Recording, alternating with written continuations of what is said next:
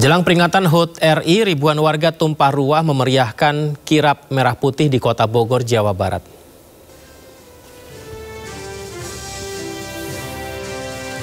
Inilah dia pemirsa kirap, di mana peserta kirap terdiri dari berbagai elemen masyarakat.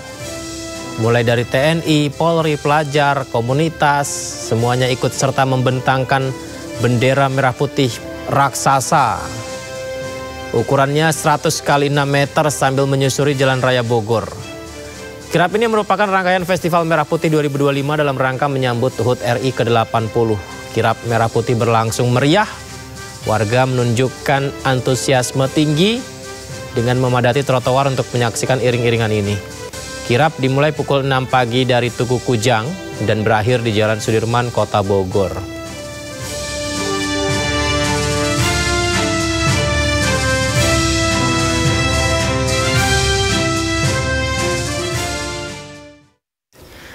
Setelah sempat menimbulkan polemik, lagu Indonesia Raya akhirnya resmi bebas royalti. Warga tidak perlu khawatir lagi untuk menyanyikan lagu Indonesia Raya saat peringatan HUT kemerdekaan RI 17 Agustus mendatang.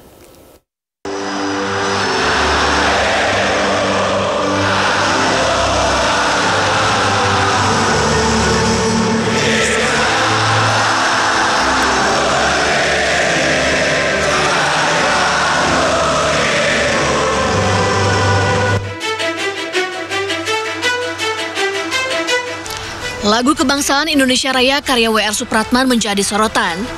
Warga pun sempat khawatir akan dikenakan royalti saat menyanyikan lagu Indonesia Raya saat perayaan kemerdekaan RI nantinya. Lembaga Manajemen Kolektif Nasional beri klarifikasi terkait royalti penggunaan lagu Kebangsaan Indonesia Raya dalam acara komersial. Menurut LMKN, lagu Indonesia Raya tidak masuk dalam kategori lagu berbayar karena telah berstatus public domain atau milik publik. Pada penggunaan lagu Indonesia Raya dalam bentuk aslinya tidak perlu bayar royalti karena bukan pelanggaran hak cipta. Lebih-lebih lagi untuk lagu Indonesia Raya itu sudah menjadi public domain.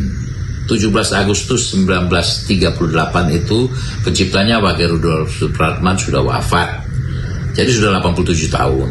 Ya, sedangkan menurut Undang-Undang Hak Cipta, lagu menjadi public domain sehingga tidak perlu bayar royalti itu adalah 70 tahun setelah penciptanya meninggal.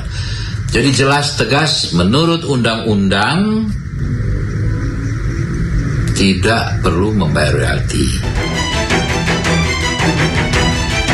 Sebelumnya dalam sidang uji material Undang-Undang Nomor 28 Tahun 2014 tentang Hak Cipta akhir Juli lalu, Hakim Mahkamah Konstitusi Arief Hidayat sempat menyinggung tentang lagu Kebangsaan Indonesia Raya. Menurutnya, jika merujuk pada ketentuan hak cipta secara harfiah, maka W.R. Supratman sebagai pencipta lagu Indonesia Raya bisa menjadi orang terkaya di Indonesia.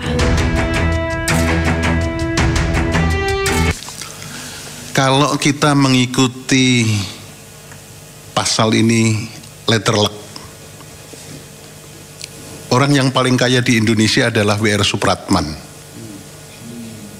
Apalagi mendekati 17 Agustus semuanya di Indonesia nyanyi Indonesia Raya. Berarti kalau begitu apa yang disampaikan oleh Pak Marulam bahwa penciptaan lagu itu mempunyai fungsi sosial ya berarti ya.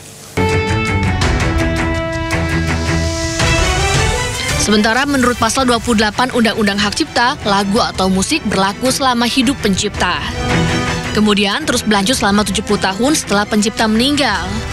W.R. Supratman sendiri meninggal dunia pada 17 Agustus 1938.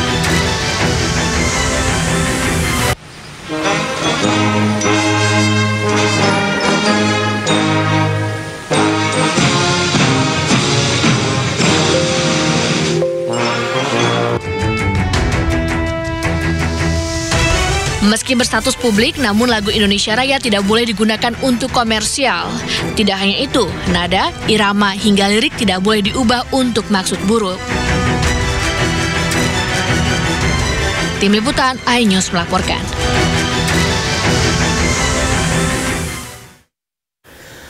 Tentara Nasional Indonesia memasuki lembaran baru. Kemarin Presiden Prabowo Subianto melantik Wakil Panglima TNI Jenderal Tandjo Budi Revita.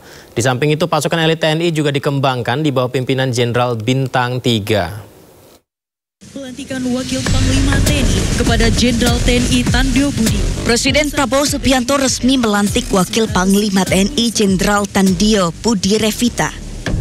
Pelantikan Wakil Panglima TNI Jenderal Tandjo Budi Revita digelar dalam rangkaian upacara gelar pasukan operasional dan kehormatan militer di Kabupaten Bandung Barat, Jawa Barat.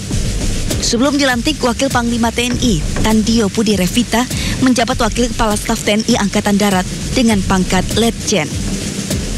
Pelantikan ini menjadi momen bersejarah karena jabatan Wakil Panglima TNI kosong selama hampir 25 tahun. Dengan diangkat menjadi Wakil Panglima TNI, pangkat Letjen Tandjo Budi Revita naik satu tingkat menjadi Jenderal Bintang 4. Tandjo telah 30 tahun bertugas di militer. Jenderal TNI Tandjo Budi Revita lahir di Surakarta 21 Februari 1969. Tandjo merupakan lulusan Akademi Militer tahun 1991. Ia berasal dari keluarga militer dan pendidik. Ayahnya merupakan seorang guru, sementara kakaknya, Majen Purnawirawan Nugroho Budi Wiryanto, pernah menjabat sebagai Pangdam 3 Siliwangi. Wakil Panglima TNI Jenderal Tandjo Budi Revita pernah menduduki sejumlah jabatan. Terakhir, ia menjabat sebagai Wakil Kepala Staf TNI Angkatan Darat. Sebelumnya, ia menjabat sebagai Pangdam 4 Diponegoro, Kepala Badan Diklat Kementerian Pertahanan RI, dan Direktur Bela Negara Dirjen Potensi Pertahanan Kemenhan RI. Selain melantik Wakil Panglima TNI, Presiden Prabowo juga melantik 3 Panglima Pasukan Elit TNI.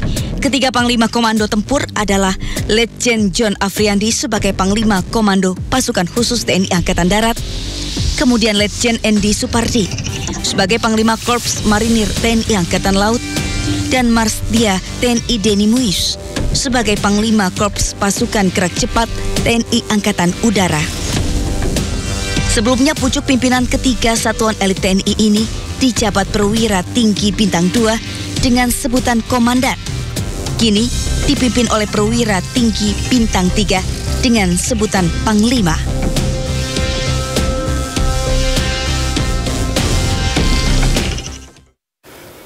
Selain melantik Wakil Panglima dan 3 Panglima Pasukan Elit TNI, Presiden Prabowo juga meresmikan 6 Komando Daerah Militer atau Kodam baru. Ke-6 Kodam baru yang diresmikan adalah Kodam 19 Tuanku Tambusai, meliputi daerah Riau dan Kepri, dipimpin Majen TNI Agus Hadi Waluyo. Kodam 20 Tuanku Imam Bonjol, meliputi Padang dan Jambi, dipimpin Majen TNI Arif Gajah Mada. Kodam 21 Radin Inten, meliputi Lampung dan Bengkulu, dipimpin Majen TNI Kristo Mei Sianturi. Kodam 22 Tambun Bungai, meliputi Kalimantan Tengah dan Kalimantan Selatan, dipimpin Majen TNI Zainul Arifin. Kodam 23 Palakawira, meliputi Sulawesi Tengah dan Sulawesi Barat, dipimpin Majen TNI Jonathan Binsar Parluhutan Sianipar. Kemudian Kodam 24 Mandala Trikora, meliputi wilayah Merauke, dipimpin Majen TNI Luki Avianto.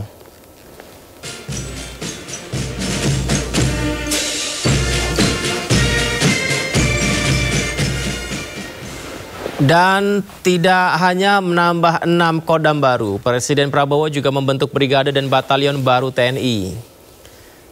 Terdiri dari 20 Brigade Infanteri Teritorial Pembangunan atau Brigif TP dan 100 Batalion Infanteri Teritorial Pembangunan atau Yonif TP tersebar di seluruh wilayah. Presiden juga meresmikan 14 Komando Daerah Angkatan Laut, 3 Komando Daerah Angkatan Udara, 1 Komando Operasi Udara, dan 6 Grup Komando Pasukan Khusus.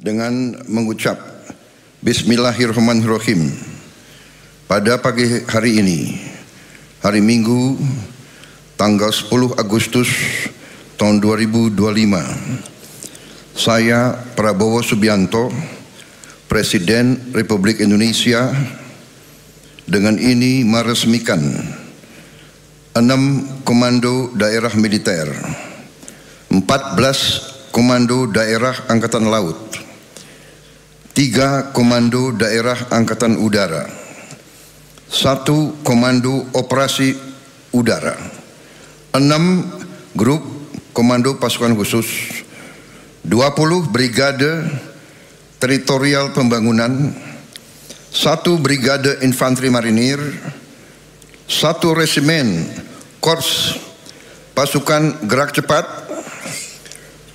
100 batalion teritorial pembangunan, 5 batalion infanteri marinir, 5 batalion komando korps pasukan gerak cepat.